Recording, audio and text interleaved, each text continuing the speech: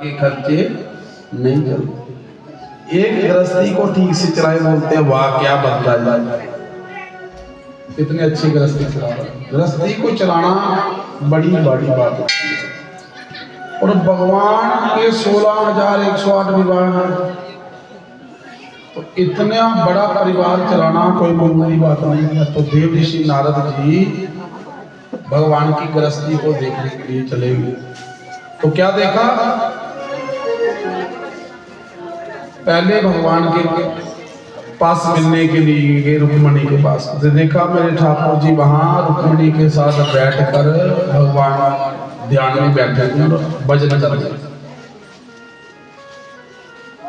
तो रुक्मणी ने कहा कि भगवान से मिलना तो मैं उनको बुलाती हूँ। बोले नहीं नहीं नहीं, वो इस वक्त ध्यान कर रहे हैं, भगवान को मना मत उठाओ। तो नारद ऋषि जमावंती के पास चल गए। तो देखा आगे मेरे ठाकुर जी भोग लगा रहे हैं। कुछ ना कुछ काम हर पत्नी के पास बैठकर कर रहे थे। आखिरकार नारद ऋषि समझ गए सारे संसार को चलाने वाले भगवान हैं। हम सोचते हैं कि हम अपना घर हम चला रहे हैं, लेकिन चलाने वाला कौन है बोलो? भगवान। हमारी जिंदगी का एक क्षण में क्या से क्या बना सकते हैं भगवान बोलो?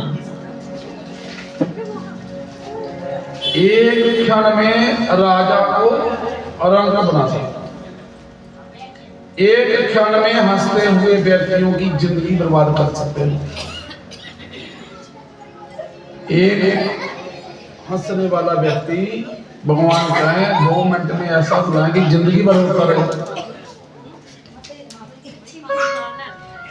इसलिए संत कहते हैं,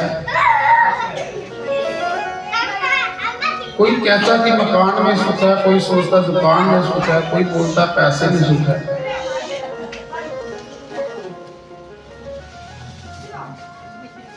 सुख तो केवल भगवान का नाम लेने वाला भक्त ही जानता सुख क्या है। सुख केवल वही व्यक्ति ले सकता, पूर्ण सुख। दुनिया में सुख तो अनुभव कर सकते हो कुछ घड़ी के लिए, लेकिन निरंतर सुख प्रत्येक प्राणी को नहीं मिलता, जिसको बोलते हैं पूर्ण सुख होगा। जब आदमी मरता है तो आपको पता है कि लोगों को बड़ा सजाकर लेकर जाते हैं, लेकर जाते हैं नहीं, बोले ये बंदा बड़ा भाग्य है। तो उसको महाराज अलग अलग रंग बिरंगियां चीजें लगा के, नारियल लगा के बोलो, और सजाकर लेकर जाते हैं। क्यों लेकर जाते हैं? क्योंकि इसने जिंदगी का पूरा सुख लिया। और परमात्मा हर व्यक्ति को, ये परमात्मा की दुनिया बनाई दुनिया, परमात्मा हर रंग दिखा सकता है। देखो एक फिल्मी सितारा था राजेश खन्ना, एक दिन मैं उसके लिए देख रहा था उसके बारे में। तो राजेश खन्ना ने अपने मन की पीड़ा व्यक्त की थी। राजेश खन्ना ने एक समय वो दौर देखा था कि जब उसका जन्मदिन था ना, तो जन्मदिन के दिन उसको इतने लोगों ने फूल भेजे, इतने फूल भेजे कि उसके जो उसका बंगला था उसका नाम था आशीर्वाद। बोला उस दिन आशीर्वाद में एक फूल रखने की जगह नहीं थी। एक फूल, क्या दिन होगा उसका कि एक फूल रखने की कहाँ रखना चाहिए, वो जगह नहीं थी। और एक टाइम ऐसा आया राजेश खन्ना पर, उसका जन्मदिन आया, उसके घर में एक फूल नहीं आया। बोलो, इसी पीड़ा में वो मर गया। और वो बार बार शायरी बोलता था, वास्तव में वो अपने पीड़ा ही लोगों को बताता था। उसमें बोलता था वो इज्जतें शोहरतें उल्फतें रहती नहीं सदा, दुनिया में हर चीज सदा रहने वाली नहीं है। मौजे सदा रहने वाली नहीं है, जवानी सदा रहने वाली नहीं है, पैसा सदा रहने वाला चीज नहीं है, मान सम्मान सदा रहने वाला नहीं है। ये परमात्मा की बनाई हुई माया, और माया का अपना रंग है। इसलिए एक वैश्या की भागवत की 11वें स्कंद की कथा, उसका नाम था पिंगला।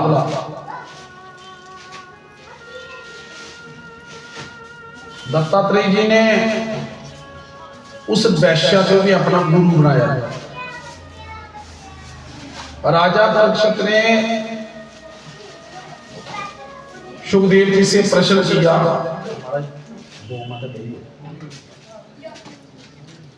मुझे कोई जब भी कोई छेड़खानी करे ना बीच में उठ के मत्था का ठीक है, मुझे बड़ा डिस्टर्ब होता, पता नहीं क्या। कथा खाना एक अलग रसम जी। आपके लिए बता रहा हूं, जब लोग आए कथा में, कहीं भी जाओ, इधर आओ या कहीं भी कथा में आए हो, तो जब आप लेट आए हो तो अपनी जगह बैठ जाओ, और फिर मत्था टेकना चाहे तो बाज उठेगी। समझ रहे हो? वक्ता और श्रोता की एक तार होती है। श्रोता और वक्ता का एक ध्यान होता है। आप गुरुद्वारे में गए हो, इतना बड़ा हल्ला हो रहा है ना, इतना हल्ला नहीं होगा, कोई चू नहीं कर सकता। क्यों? ये प्रोटोकॉल है भगवान का।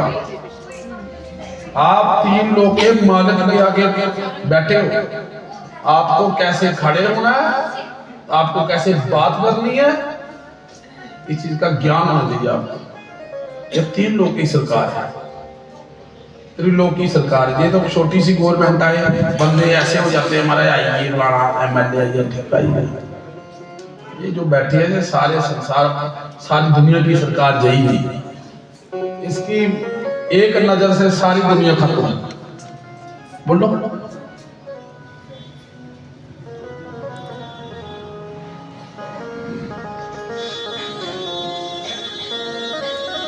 बोलो सच्चिदानंद भगवान के बिहारी लाल की। इसकी कथा में जब बैठो तो मेरी माताओं से भी प्रार्थना है, जब कथा में बैठो चूल्हे चापड़ी मारी जाओ। जब चापड़ी मारी ली फिर कोई बात नहीं करनी, चर्चा नहीं करनी, बस ध्यान में एकाग्र होकर भगवान की कथा सुनो। समझ रहे हो? ये आंखें भी मैं आपके लिए खोलता हूँ, वरना मैं कथा कहूँ, कथा ऐसे सुनाने में ज्यादा आनंद आता है। लेकिन कथा करने वाला अगर ऐसे हो जाएगा ना, तो सुनने वाले ज्यादा बोर हो जाएंगे। वक्ता ऊपर क्यों बैठा है? जनता कनेक्शन बनाने के लिए, हर एक व्यक्ति देखे, बस इसलिए ऊंचे बैठे हैं। बाकी ऊंचे भगवान ही है, मनुष्य कोई ऊंचा नहीं है। तो भगवान की कथा में मंदिर में जब जाओ, सावधानियां रखो। भगवान के सामने बात करनी है, थोड़ा धीरे करो, आराम से करो, शोर गुल नहीं करना। मंदिर में, पूजा में, भगवान की आरती के समय महापुरुषों के बैठे हुए, माता पिता के सामने, पहले भी लोग बात करते हैं ऐसे, बड़े धीरे से बात करते थे। आज का समय बदल गया। पहले पति पत्नी माता पिता के सामने इकट्ठे नहीं बैठते थे महाराज। आजकल के लोग ये चिंचे बनाई थे, एक दूसरे मुंह मारूंगा हमला के बाद। ऐसा समाज में विकृतियां पैदा हो रही हैं, ऐसे कुसंस्कार दिए जा रहे हैं।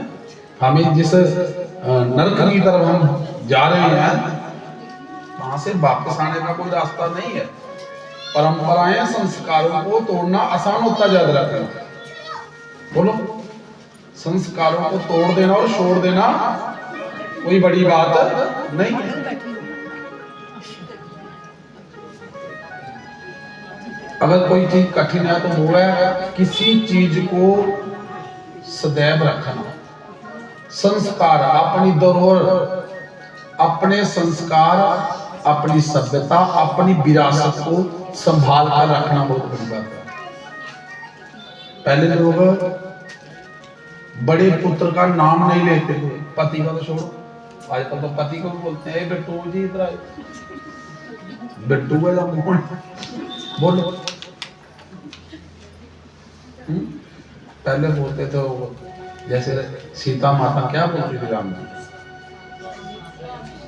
हाँ कुल श्रेष्ठ, हे आर्यपुत्र कुल श्रेष्ठ, है ना, इस प्रकार बोलते।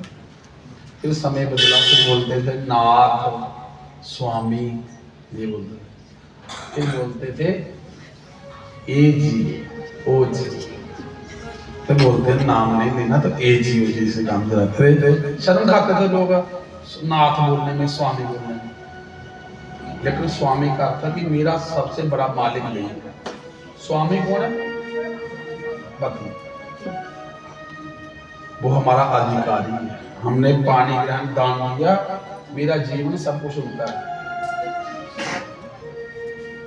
आपने सुना ना कि स्त्री को पति के पुण्य का आधा भाग मिलता है। कब मिलता है? यदि पत्नी पति के मन के अनुसार चलती है, मन मर्जी अपनी करे, बोले पुण्य मुझे मिल जाए, वो कैसे मिलेगा? जो पति को भगवान जानकर उसकी सेवा करती है और उसके मान सम्मान करती है, और शास्त्र में जो पत्नी के लिए नियम रखे हैं वो उसको फॉलो करती है, तब मिलता है उसको पुण्य। पति को परमात्मा, पति की बिट्टू आके बुला लिया तो पुण्य कैसे मिलेगा? क्योंकि पति की नाम लेना शास्त्र में अपराध है, नाम अपराध बोलते हैं उसको। बड़े बेटे का नाम नहीं लेना, जमाता का नाम नहीं लेते तो लोग, है ना, ये संस्कार थे हमारे। हम जिस दिशा में जा रहे हैं बल बड़ी गलती। तो महाराज मैं आप सभी को बता रहा था, दत्तात्रेय जी ने 24 गुरु बनाए थे, एक वैश्य को गुरु बनाया। राजा परीक्षित ने परम भागवत श्री सुखदेव जी से प्रश्न किया, महाराज वैश्य गुरु व्यक्ति को जरूर बनाना चाहिए जीवन में ज्यादा, लेकिन कितने बनाने चाहिए बोलो? 1 2 3 4 5 6 7 8 बोलो, 10 20 100 एक।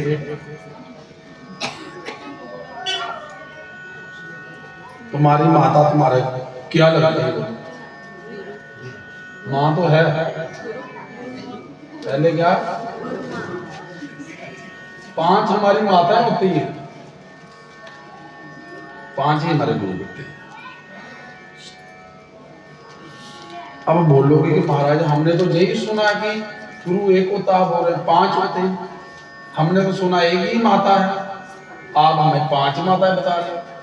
तो देखो तुम्हारी जन्म देने वाली क्या लगती है बोलो? माता।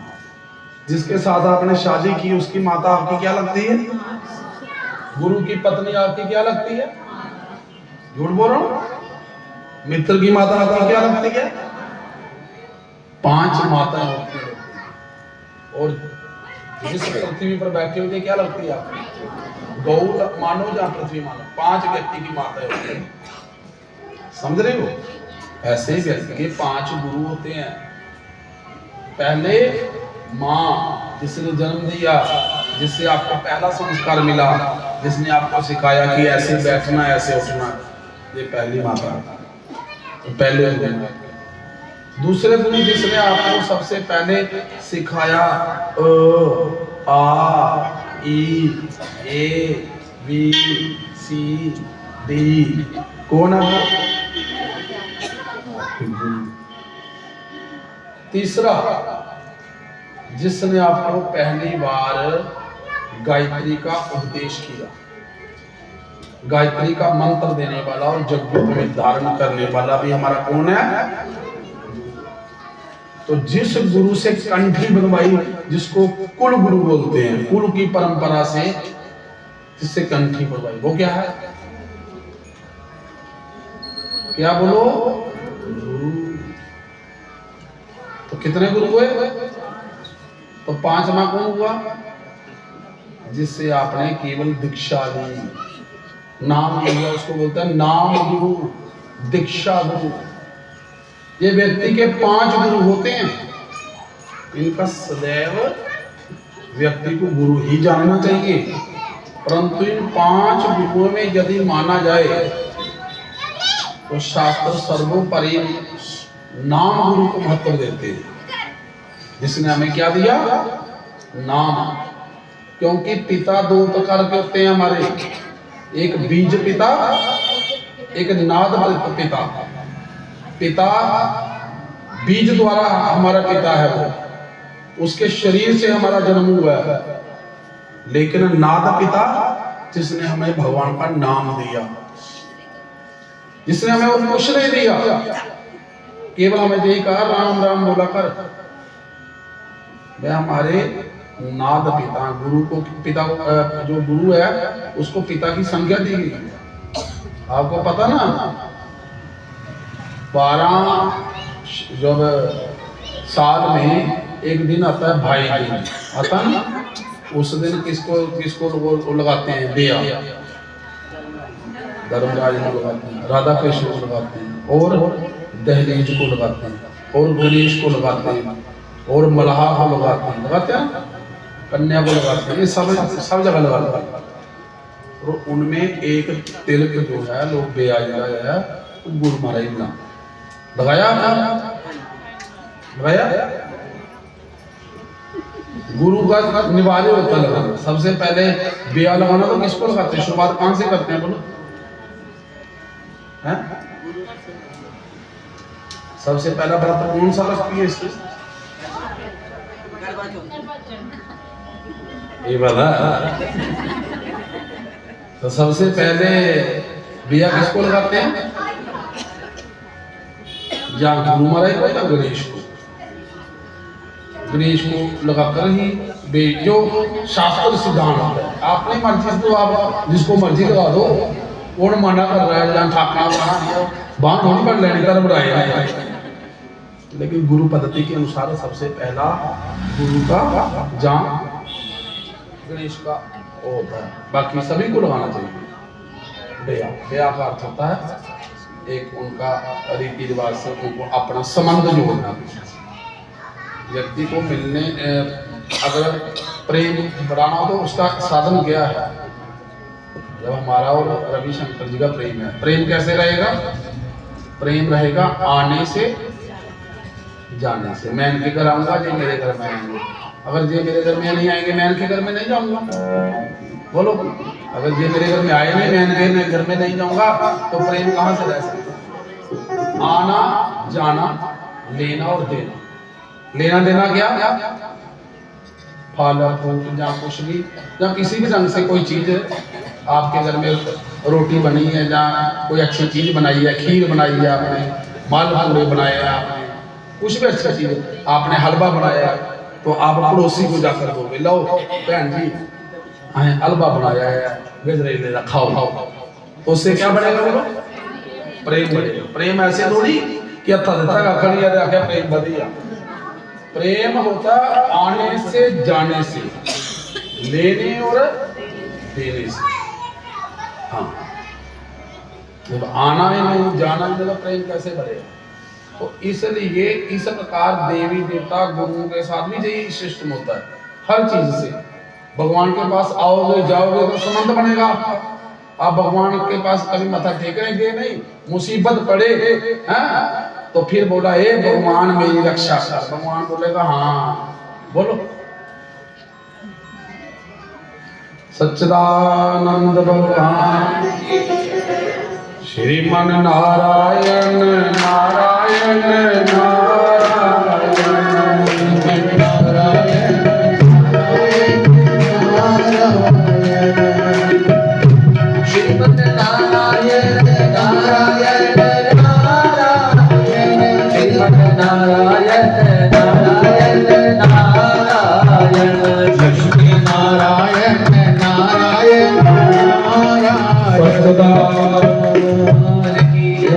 इसलिए वैसे तो हमारे कई गुरु होते हैं जो हमें तिलक धारण करवाता है, वो भी हमारे गुरु होते हैं।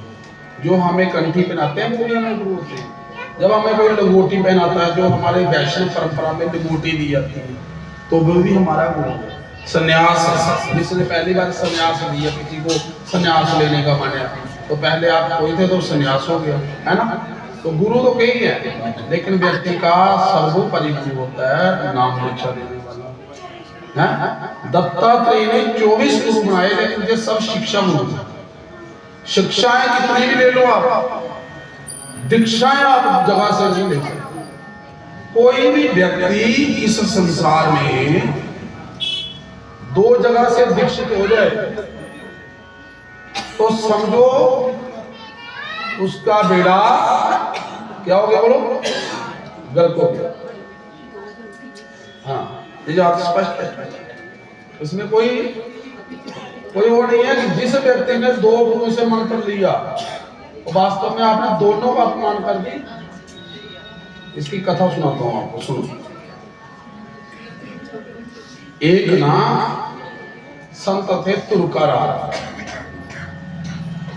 संत तुर्काराम बड़े सरल और बड़े सीधे संत थे। इतने सीधे थे कि घरवाली ठीक उस बाप की नहीं थी, लड़ाई झगड़ा करने वाली थी।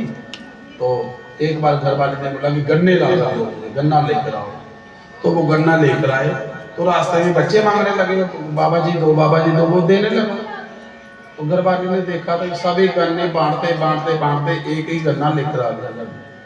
घरवाली को जब गुस्सा आया, उसने वही गन्ना उठाया और मारा तो वो टूट गया। 2 टोटे हो गए उसके। जब टूट गए तो जो तुर्काराम जी थे वो हंसने लगे, बोल लगे जा तू तेरे जरी करा ले लपड़ी तो हमें मेरे मन के अनुसार कैसे मेरे दिल की बोलते हैं पत्नी तो बुआ जो मन की बात जाने। देख मैं पूरे रास्ते में यही सोच रहा था कि गन्ना एक है, खाने वाले हम 2 हैं। बोलो गन्ने की मारी, बोलो वो गन्ना टूट गया, 2 टोटे हो गए। तो वो हो सकता था वहां झगड़ा हो जाए, लेकिन तुर्काराम जी ऐसे संत थे, सरलता थी उनमें। उन्होंने बोला देख मैं सोच रहा था कि गन्ना तू खाएगी जब मैं खाऊंगा, लेकिन तू बड़ी भाग्यवान है, बड़ी बुद्धिमान पत्नी है मेरी। देख तुमने कैसी जुक्ति की कि गन्ने के 2 टुकड़े हो गए, एक तेरा एक मेरा। तो बड़े संत थे मोची। एक दिन क्या हुआ कि कोई चेला आ गया, बोला गुरु बनाना मैंने आपको। तो गुरु जी ने बिठाया, बोले बैठ तेरे को मंत्र दे दिया।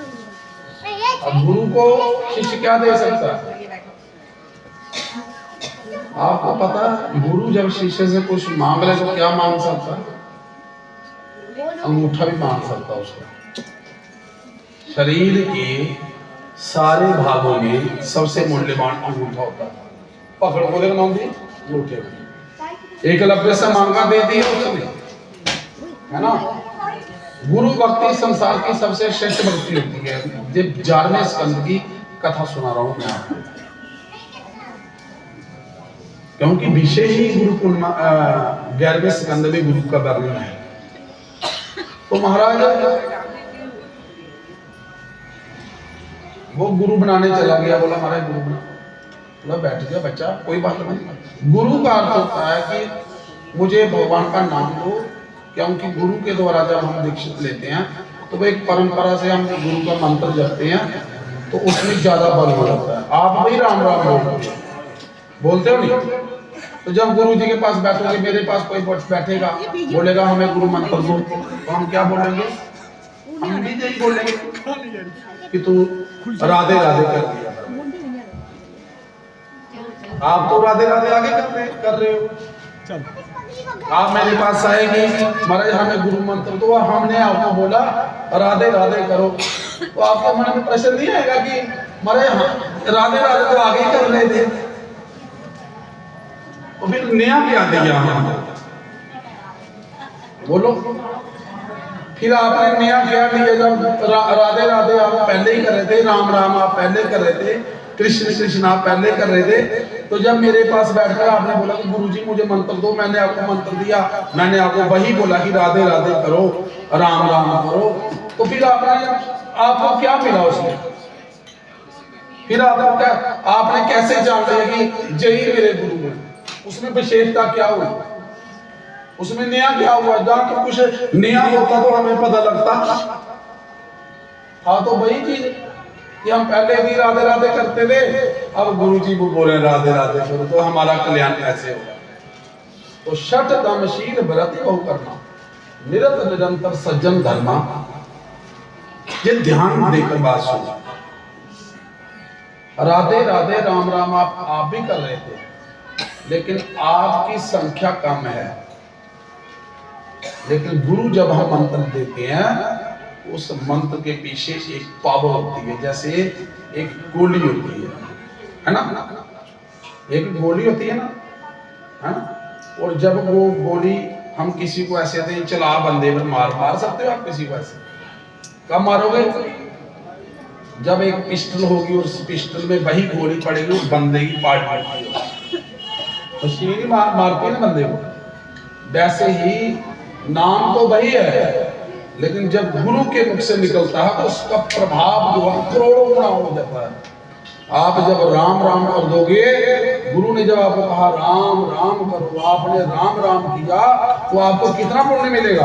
आपको इतना पुण्य मिलेगा कि आपने किया राम राम, और आपसे पहले मैंने राम राम किया, तो केवल आपके राम राम का पुण्य नहीं मिलेगा, आपको मेरे राम राम का भी पुण्य मिलेगा। और क्यों? क्योंकि गुरु परंपरा में भी ऐसे होता है जैसे एक पत्नी होती है। पत्नी परंपरा में भी आपको पता, जब शादी होती है तो स्त्री का गोत्र बदलता ना, गोत्र छोड़ दिया था ना अपना गोत्र, पितृ गोत्र प्रतजि भातृ गोत्री नाम में। ऐसे वैष्णव परंपरा में जब कोई व्यक्ति गुरु से दीक्षित होता है, कोई महात्मा जब दीक्षित होता है, तो उसका अपना गोत्र छोड़ दिया जाता है। जैसे मैं खजूरिया, हमारा गोत्र था उपमन्यु, हाँ उपमन्यु गोत्र है ना, तो अब हम उपमन्यु नहीं बोलते। हमें कोई पूछे तुम्हारा यहाँ का क्या गोत्र है, हम बोले अच्युत गोत्र है।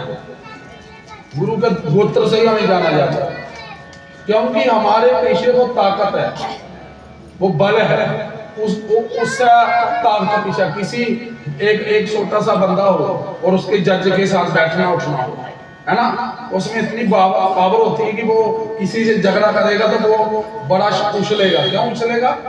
क्योंकि उसको पता है मेरे पीछे कोई पावर बैठे है। ऐसे ही गुरु की पावर होती है बंदे के पीछे। तो महाराज नाम में बल है, ताकत है। तो तुलकाराम जी के पास चला गया, बोला महाराज नाम दो। तो उन्होंने बैठाया उसको, बोला बैठ जा। तो उसने नाम दे दिया। जब उसको नाम दे दिया, बोले राम राम कर, तो वो करने लगा। जब वो राम राम करने लगा, राम राम करने लगा, जो गुरु महाराज ने भजन दिया करने लगा, तो एक दिन ना वो कहीं और कथा में गया, ध्यान से सुन, ये सच्ची कथा था। वो दूसरी जगह कहीं प्रोग्राम में गया, तो वहां जो हमारे जैसे गुरु थे वो हलवा बना के खिलाते थे लोगों को, लो हलवा खा लो प्रसाद। जब वो वहां गया तो उसको रसगुल्ले मिले, गुलाब जामुन मिले। उसने बोला यार एक गुरु से मजा जाएगा, वो हमारे वाला तो हलवा ही खाता है, जहाँ गुलाब जामुन खाना पीना और बड़े बड़े लोग हैं। हमारे गुरु का संबंध इतना ऊपर तक नहीं है, ऊंचे लोगों के साथ उनका परिचय नहीं है। तो वो गए समर्थ दास के पास, जैसे चाहिए संत तुलकाराम और समर्थ दास। जब समर्थ दास जो थे ना, वो किसके गुरु थे? शिवाजी। जब वो उनके बैल को देखा, उसने बोला हमारा गुरु क्या है, हमारा गुरु ऐसे दाल चावल पत्त खाता था, ये तो बड़ा बढ़िया है। इसके चेले बड़े बड़े शिवाजी जैसे गुरु थे उनके, जिन्होंने दूध धोकर लाया था शिवाजी ने अपने गुरु के लिए, शेरनी का। चेले की परीक्षा, लोग गुरु की परीक्षा लेते हैं, चेलों की भी परीक्षा लेते हैं। तो एक बार पेट में दर्द हुई समर्थ दास को, उसने बोला बड़ी दर्द। तो बोला कैसे ठीक होगी गुरु जी? उसने किसी वैद्य ने बोला महाराज शेरनी का दूध, तो शेरनी का दूध यदि नाभि पर मला जाए तभी गुरु की दर्द ठीक हो सकती, वरना दुनिया की कोई चीज ठीक नहीं कर सकती।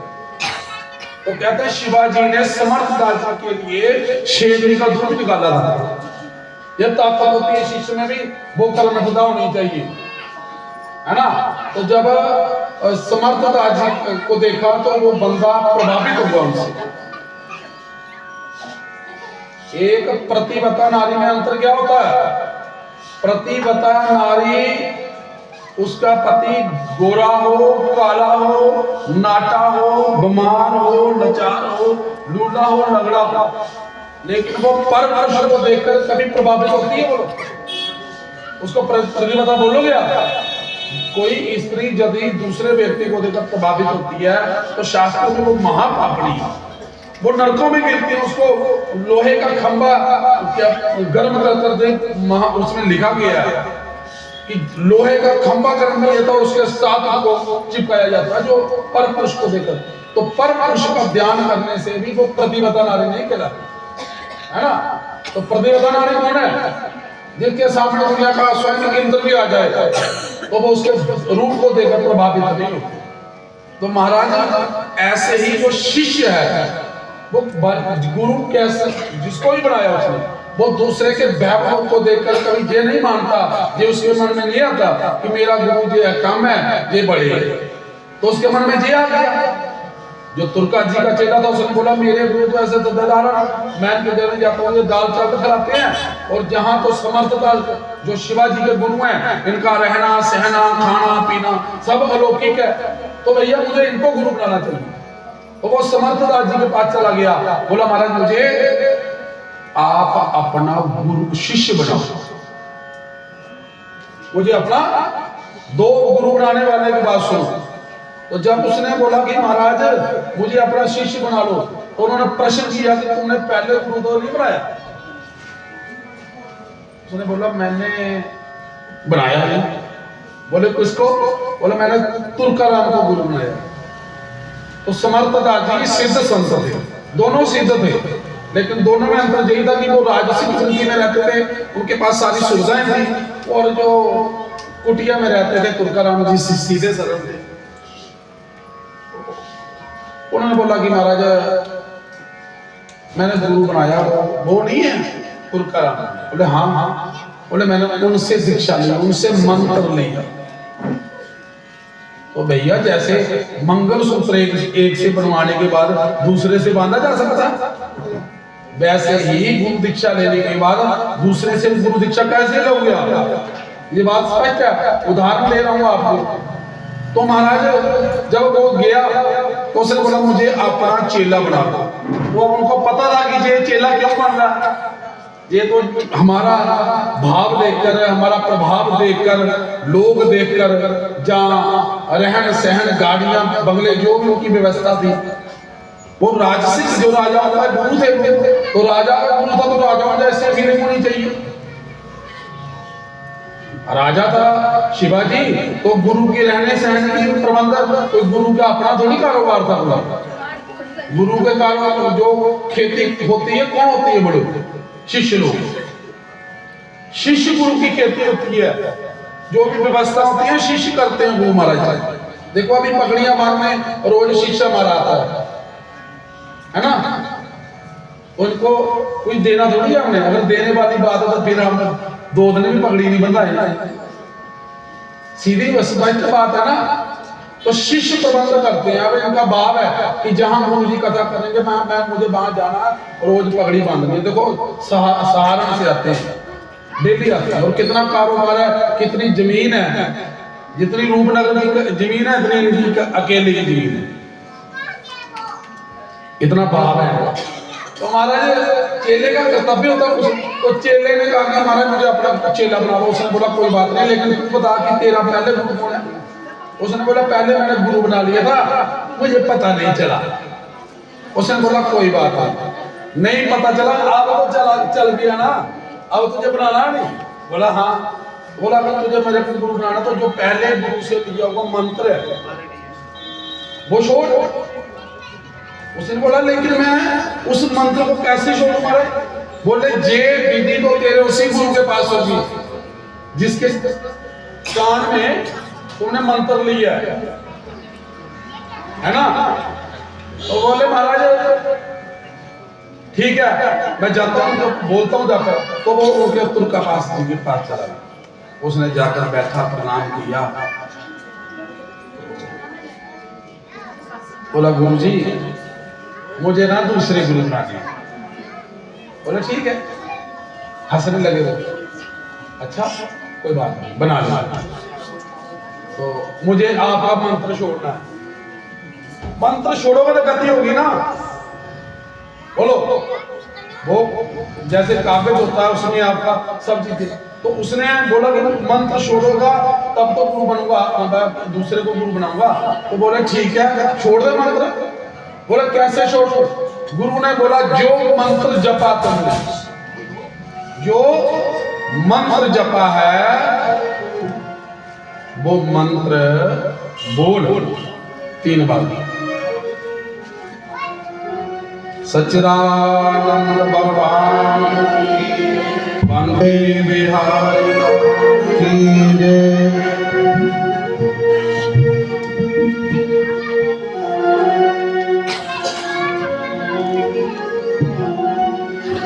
नगरी हो अयोध्या सी, रघुकुल सा घराना हो,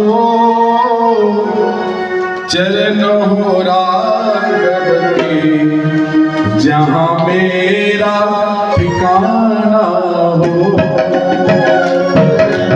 राघव के जहाँ मेरा ठिकाना हो, रघुकुल सा घराना हो, रघुकुल सा घराना हो, रघुकुल सा घराना हो,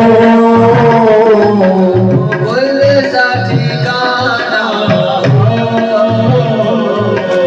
चरण हो राघव के जहाँ मेरा ठिकाना हो, चरण हो राघव के जहाँ मेरा ठिकाना हो।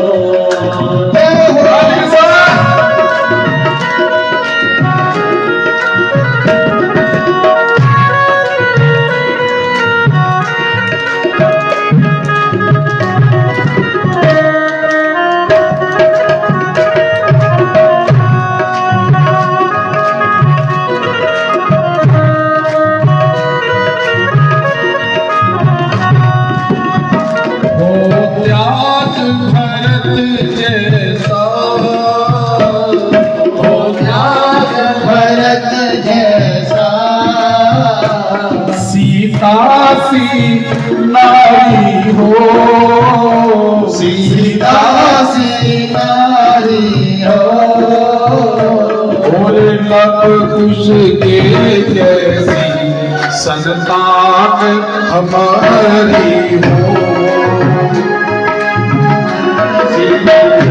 संतान हमारी हो।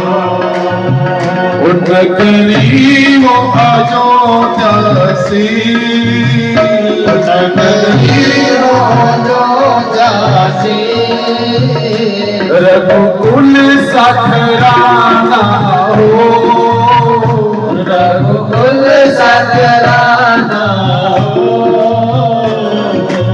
चरण हो राघव के जहाँ मेरा ठिकाना हो, चरण हो राघव के जहाँ मेरा ठिकाना हो,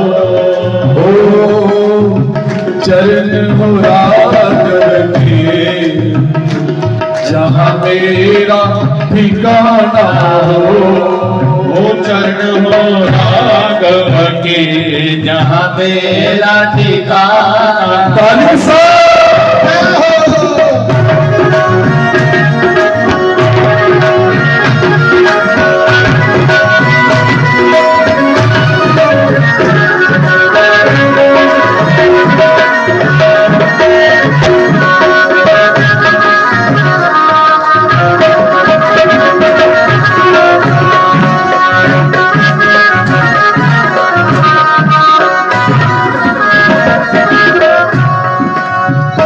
श्रद्धा हो श्रवण जैसी,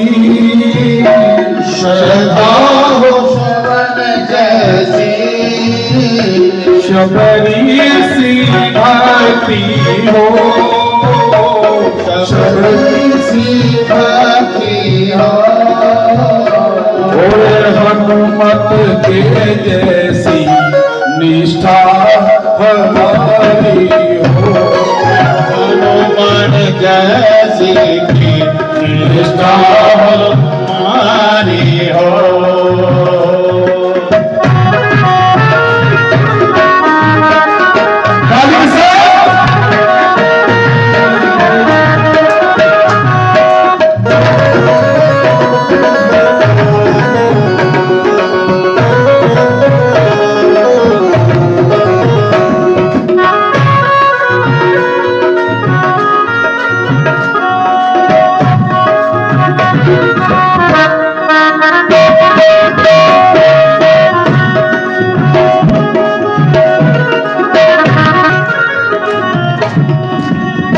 सरजू का किनारा हो, सरजू का किनारा हो, सरजू का किनारा हो, निर्मल जल धारा हो, निर्मल जल धारा हो। और तरस मुझे भगवन हर घड़ी तुम्हारा हो। क्या हो?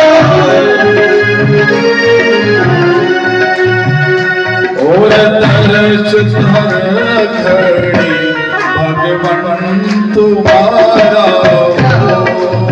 दर्शन हो गए भगवान हमारा हो। नगरी हो अयोध्या सी, अयोध्या सी, रघुकुल सा घराना